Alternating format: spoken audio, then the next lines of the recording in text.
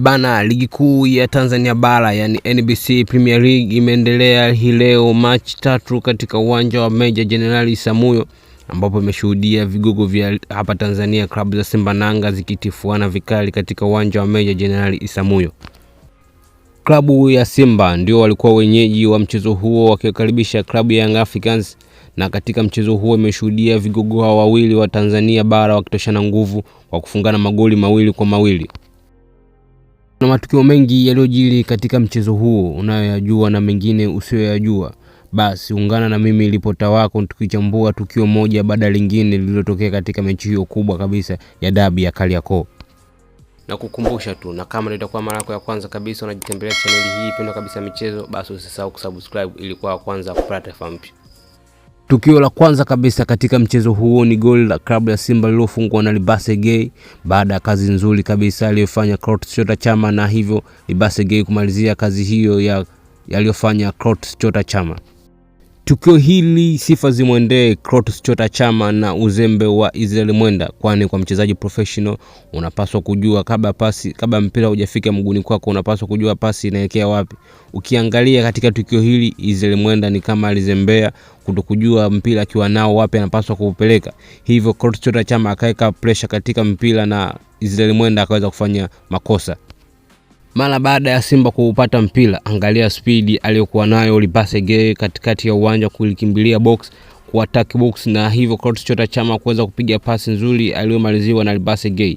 Hizi ni sifa za winga moja, huu ni winga moja mwenye sifa kubwa sana. Winga anaweza kuattack goli akiwa mbali kabisa na kuweza kusoma movement za mchezaji wake wapi anaweza kupeleka mpira.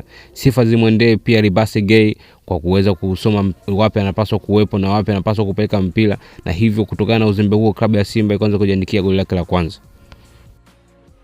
Goli la pili kuna watu wanapaswa kupongeza. Achana na asisi ya Elie Mpanzu kwenda kwa Chama. Kabla ya hapo Chama alipiga pasi katikati ya mabeki wa klabu ya Young Africans kuelekea kwa Elie Mpanzu, na ndipo Mpanzu akapiga pasi aina ya chopping, na ndivyo Chama anafunga goli la pili. Na kwangu mimi huenda likawa ni goli bora kabisa la msimu huu katika ligi kuu kwa sababu mbili. Sababu ya kwanza ni umri wa Chama. Kwa mpira ule ingekuwa ni ngumu kwa yeye kuweza kuufikia, lakini aliweza kuufikia na kuweza kuupiga vile. Sababu ya pili ni ukubwa wa mechi. Ukubwa wa mechi ilikuwa ni dabi ya Kariakoo baina ya Simba na Yanga. Muda ule pressure iko juu, hivyo Chama anafunga goli zuri kama lile. Kwangu mimi nadhani goli lile linapaswa kuwa ni goli bora la msimu wa ligi kuu ya Tanzania bara yani NBC Premier League.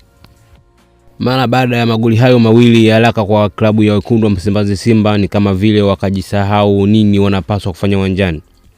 Wakaanza kupoteza mipira mara kwa mara, hivyo wakaanza kuipa klabu ya Young Africans nafasi ya kuweza kuanzisha mashambulizi kutokea nyuma, na hapo ndipo matatizo yalipoanza kuikabili klabu ya wekundu wa Msimbazi Simba.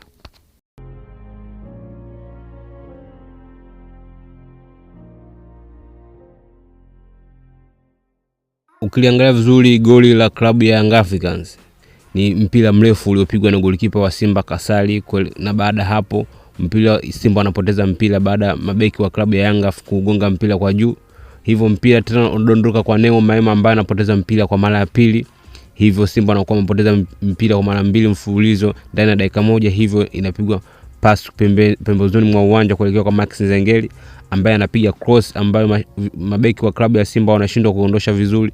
Prince Dube anamalizia kazi nzuri na uzembe wa mabeki wa klabu ya Simba, hivyo anaandikia klabu ya Young Africans goli la kwanza. Goli la pili halikadhalika ni hivyo hivyo. Simba anaendelea kupoteza mpira mara kwa mara, inapigwa cross ambapo golikipa wa Simba anafanya save, anashindwa kuondosha mpira kwenda mbali, hivyo Bakari Nondo Mwamnyeto anamalizia makosa ya golikipa wa Simba na kuweza kuisawazishia klabu ya Young Africans goli la pili. Na mpira hadi mpira unatamatika klabu ya Simba 2 na klabu ya Young Africans 2 katika dabi ya Kariakoo katika uwanja wa Meja Jenerali Isamuhyo. Kwa sare hiyo klabu ya wekundu wa Msimbazi Simba inaendelea kuacha Young Africans kuendelea kwa kileleni kwa alama 48, huku wanaofuatia klabu ya wekundu wa Msimbazi Simba wakiwa na alama 43. Kipi walipaswa kufanya Simba baada ya kuwa wanaongoza goli 2 bila? Walipaswa kuzuia, ama kile walichokuwa wanakifanya kuendelea kushambulia ilikuwa ni sawa? Na kipi kilifanya klabu ya Young Africans ndani ya dakika 15 kuweza kuruhusu magoli mawili? Tuandikie kwenye comment. Na kukumbusha tu, na kama ndio itakuwa mara yako ya kwanza kabisa unatembelea channel hii pendwa kabisa ya michezo, basi usisahau kusubscribe ili kuwa kwanza kupata taarifa mpya za michezo zinapotoka. Asanteni.